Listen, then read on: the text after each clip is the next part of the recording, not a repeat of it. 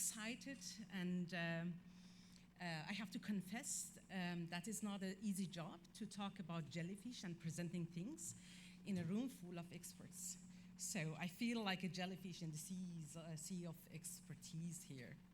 But let's go and explore and dive into complexities of interplay between jellyfish and human.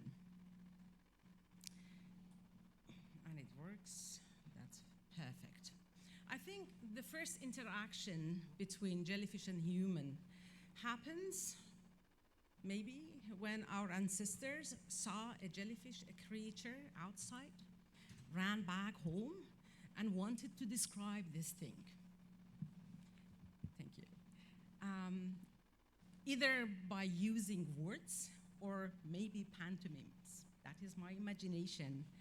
And that is maybe interesting to look at different terms giving to one thing in a kind of cultural context. Some languages may have a specific significance for jellyfish, and others maybe simply borrow the term from other languages. And here I listed some.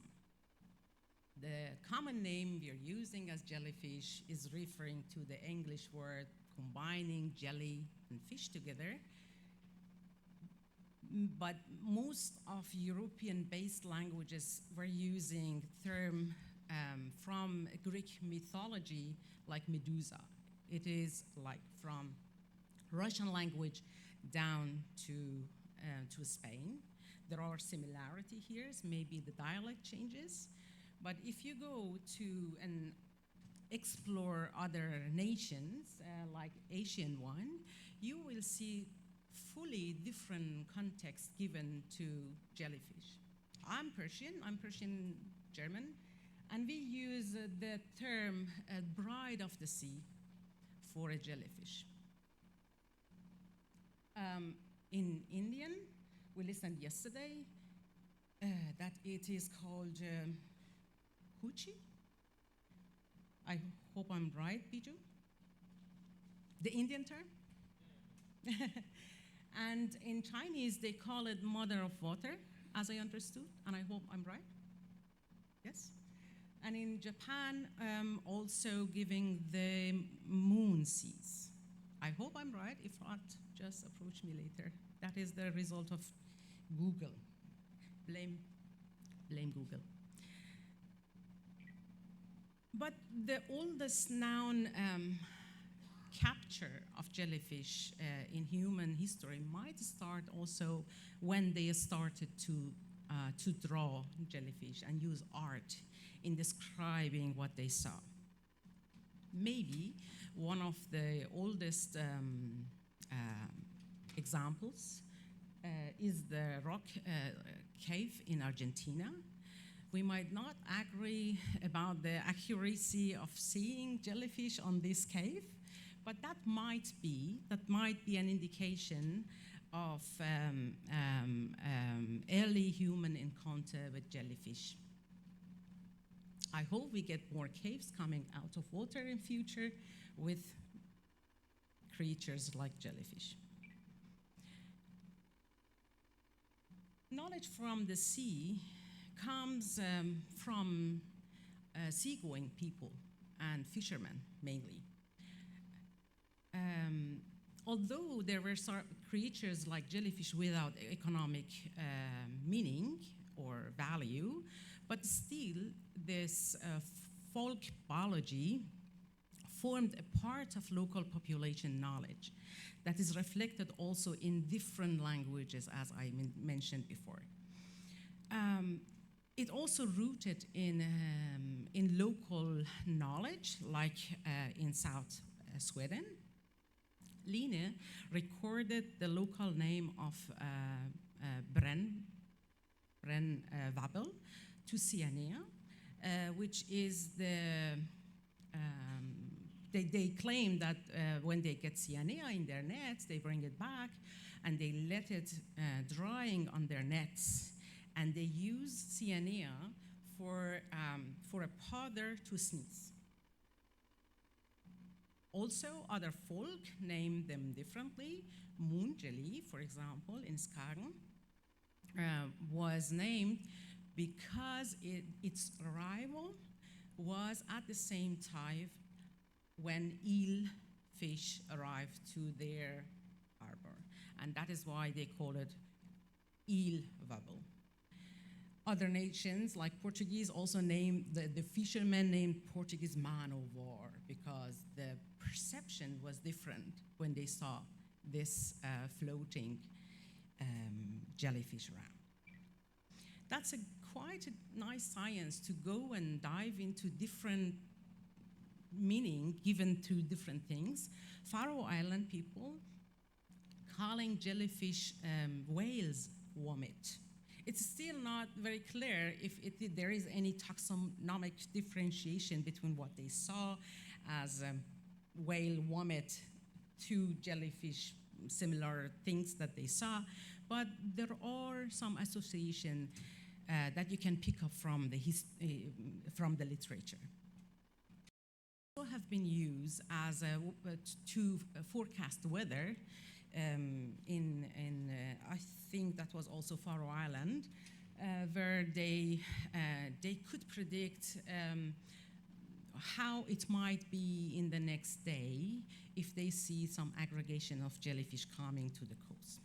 That was really interesting for me to see, okay, whatever we're talking about jellyfish bloom was existing in this folk biology centuries before. It's not about just jellyfish and biology and maybe the creature that people saw. Jellyfish also rooted in the story of people. For example, there is a story saying, and it was said by Line's student, that a local villager, I call it Hans maybe, was tricked to believe that jellyfish is good to heal his scabies. The poor man used the cyanide to clean himself, and you can imagine he was yelling in pain and going naked out and crying. So it might seem crude, but there are also pleasant stories related to jellyfish. For example, that is also very interesting. In 19th centuries, in Faroe Island, younger men sprinkled dried and ground jellyfish on dance floor as a local love charm to attract younger women. Like this. In early 16th centuries, we can read from medical books things about jellyfish and relationship between application of jellyfish in medical use. For example, jellyfish was used as a healing elixir to cleanse dead body parts. Beyond medical use, there were also applications in using jellyfish to eliminate bug pests. It was named as rat bread, in which they mixed jellyfish venoms with bread and fed rats with this. And I don't know how effective it was, but it was used before. People and fishermen were using jellyfish slime to lubricate wheels or also use it on their boats to facilitate movement of devices and machines. So you see, applications of jellyfish is nothing new and nothing maybe innovative, and it goes back to and rooted to our history. But I think as a scientist, we should know who. So it is difficult to name someone who started understanding jellyfish biology. But to me, although Carl Linne started to binomial nomenclature system to list species, but it was Ernst Haeckel, a German biologist who dedicated a great work to describing different types of jellyfish, and all of us know his painting, and we are excited when we see this, and I see some of tattoos similar to what you can see in his book. However, I have to say that although Haeckel is a prominent name for taxonomy in general, but we should be aware that he was one of the promoters of scientific racism and a supporter of social Darwinism. I'm saying that because I realize it was not clear to many of the youngers who were discovering just one part of the history, and we should be aware of both sides when we are exploring and diving into the history. But don't we think that our view to jellyfish, jellyfish bloom, and jellyfish ecology is a little bit biased by having many Western literature talking about that? I believe it is, because the very first evidence of using jellyfish goes back to 700 years before the Qin dynasty in China, where a philosopher described how to use jellyfish, and he provided some recepts to apply jellyfish. But I can't imagine that someone would offer and provide something to be utilized without understanding what is the sky, so what is the seasonality, when I can harvest, what is the reproduction, eggs are interesting, or umbrella. So it has been some science involved in jellyfish understanding and ecology. And that is why you see that in East Asia, we have much diverse application of jellyfish. When I visited China and my Chinese colleagues, they thought I'm there just only to test jellyfish. So we were provided by different type of jellyfish as sushi, as a salad, in a warm dish like noodle, or as a main course. It is believed that jellyfish has low caloric value and is good for your health, although there is still less science to back up. And that is also how it is connected to the traditional fishery existing in East Asia. There are fishermen who are going out with this type of simply designed boats.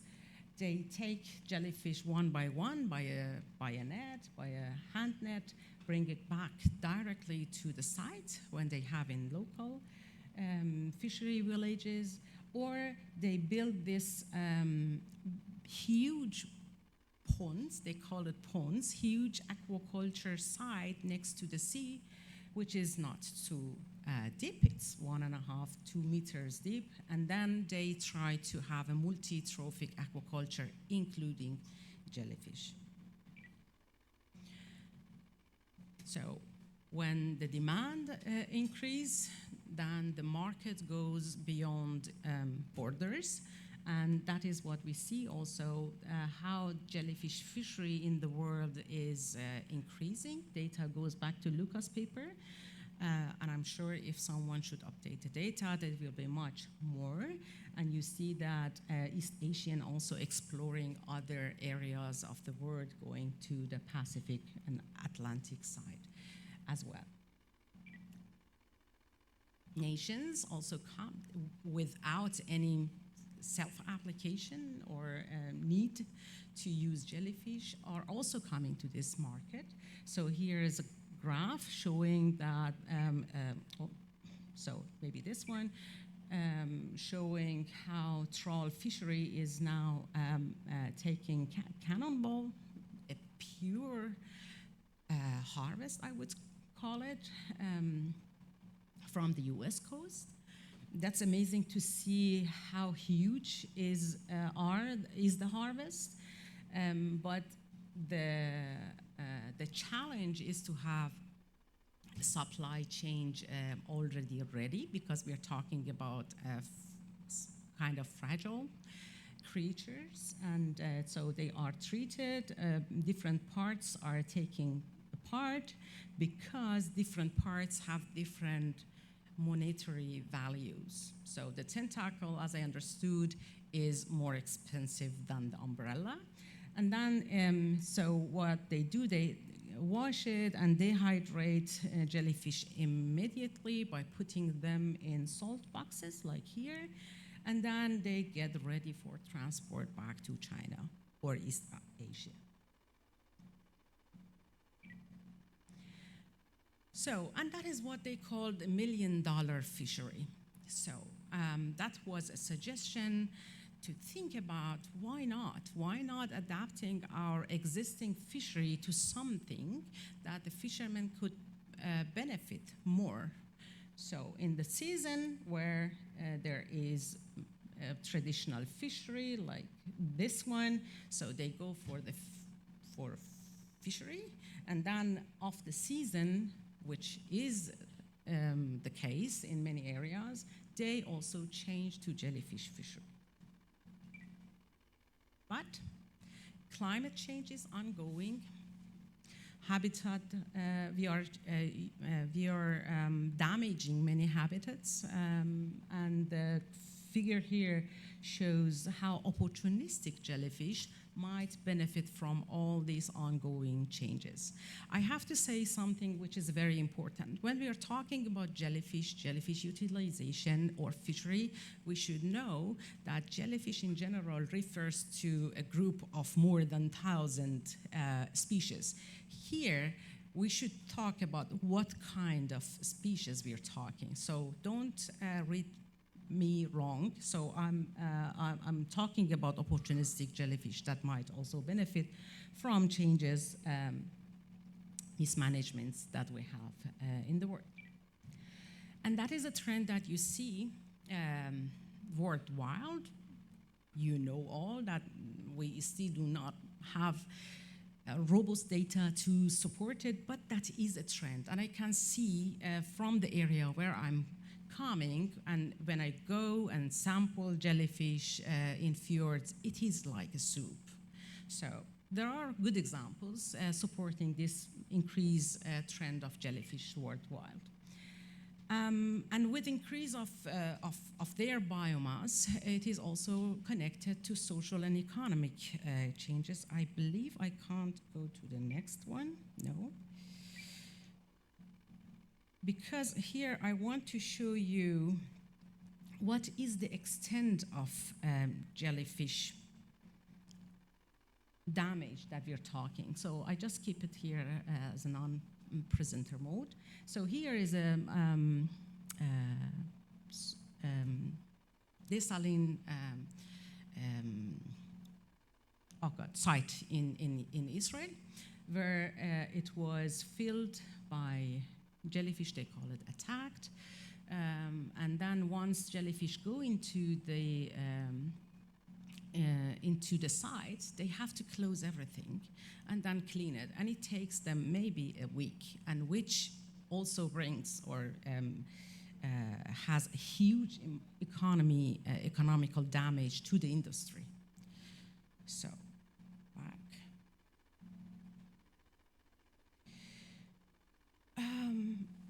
And altogether, I think, brought us to see an increase of attention from a scientific community into jellyfish. My last picture that I showed with the jellyfish in the circle food web indicates that some years ago, 40 years ago, jellyfish were seen as the dead end of the food web, which is not the case nowadays. But as you see here, from 2026, 2010, there is a huge increase in putting money to understand jellyfish ecology. I think one part is because of the demand is increasing and the awareness of many Western countries on this possibility, but on the other hand, we also shift the view to the importance of jellyfish for marine food web. I had a look to existing patents of the last 5 years, and surprisingly, you see many new patents coming. Also here, I don't have the years, but that is in the last 5 years, and it increased as well. Besides some patents that were dealing with collagen extraction and use of jellyfish, many patents came from China. They are still a master of filing a patent. But there are also fiction involved in that era, I would call. I show you here one patent from the US back to 2014, which described a very innovative chrysalis to cultivate jellyfish. But we know from the work of Wolf Greve in 1968, when he described the same thing. So patent agencies should do a better job in claiming their rights. Altogether brought us as a consortium, and I'm talking on behalf of 16 different partners, to think about all these caveats and possibilities and issues related to jellyfish bloom into a project that we named it Go Jelly.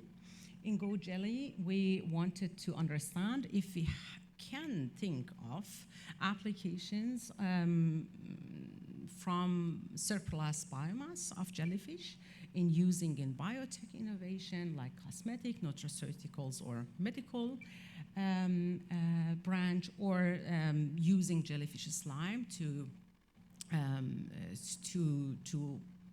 filter nanoplastic, or using jellyfish as fertilizers and feed and food. The project was mainly European, but we had also China as a partner in that project, and we were working with industry hand in hand. I don't want to talk about my project, but I just wanted to say that it was really trying to start from the ecology of blooms going up to the technical readiness level of 6, 7, which was a challenge, talking to different type of stakeholders. But we made good progress here. So here is the demonstration of our jellyfish filter that was used in wastewater management. Unfortunately, our Israeli partners couldn't come, but I hope they still are able to present their work online. So we had industry in which they use jellyfish combination with algae to think of a fertilizer. We had an industry putting jellyfish collagen in their cosmetic products. And also Antonella, who is going to talk after me, did a great job to provide recipes of jellyfish for Western style food and application. So we had flow to vortex as a cage, that innovative cage, which was tested, yes, on Madeira. So the cage that you see here inside the fishery cage has the diameter of 2 meters, the length of 3.5 meters, big enough for the first prototype to be tested for jellyfish aquaculture. We also produced huge amount of knowledge, like bringing the students on board, publishing children book, using drones and high tech to spot jellyfish and predict jellyfish. We also made our Jelly Spotter app for the Baltic North Sea area and asked people to spot jellyfish. And we use this data to make a matrix model and make the first prediction of jellyfish bloom in the Baltic Sea. Data are still on the way to be published. And here is the movie from my colleague from Norway showing their kind of jellyfish fishery practices. And you see Periphylla here coming on board with this huge amount. So we also made a jellyfish Go Jelly a stakeholder game in which we played scenarios for people who never heard about and let them playing to understand what is the sustainability and sustainable fishery and jellyfish bloom. And you can also play if you like. It doesn't take long. But with all of these other actions, other creativities also came into the play. Here, I hope, oh no, I can't. So that was, okay, so it was a YouTube song singing, oh yes, it is there. Sorry to watch this. Could you skip that? I don't have. Okay, if you don't touch it, I can then, but if we do it together. Yes, and the song. I hope I have time, if not. It doesn't matter. So you can have a look to this YouTube channel, which is a kind of cozy, cool song that those ladies are playing.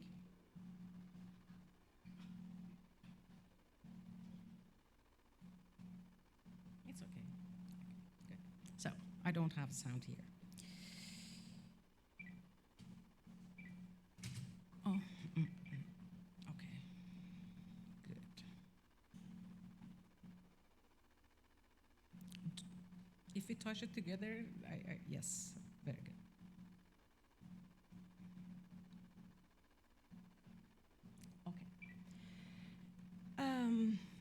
Or this very interesting product, which is a shoe and a dress made by jellyfish. So you can call it jellyfish skin. I found that really interesting, actually. The artist comes from Netherlands, and she made her own process to make a very solid material from jellyfish. Or in robotic tech, now we have a jellyfish robotic, which was used to transport drugs in your body. The demonstration here shows a mini robot of 5 millimeter, but they are now making 1 millimeter small jellyfish that they inject into the blood and then could use it to transport drug for a specific type of, for example, cancer. With all that, and I think our journey just has scratched the surface of innovation, and I'm excited to see what future brings. But we should also think that this all has no limitless resource and opportunities. So that we should be aware when we are talking about biomass of any kind, they are limited, and we should learn from the past to not mismanage again and do the same mistake we did with fish. And 2 minutes. Okay, so that's all. What I want to advocate is to think about, I see here 7 minutes. No, okay. A sustainable use of jellyfish, and I ask everyone who is in support of sustainable data collection and use and utilization of Jellyfish, to please sign this petition. You can also ask me and approach me to share the link with you, and we hope to get, first of all, the very first baseline to go on for the future use of Jellyfish. Thank you very much.